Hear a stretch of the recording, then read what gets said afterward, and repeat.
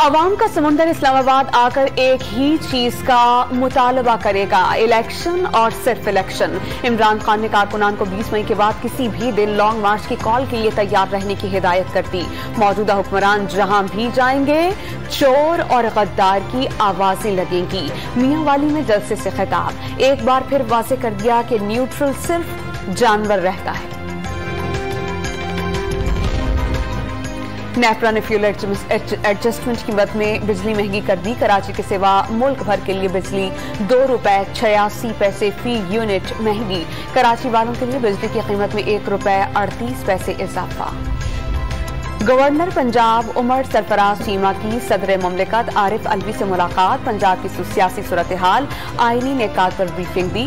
Lahore high court के जज से मुतालिक रेफरेंस के मामले पर भी बातचीत।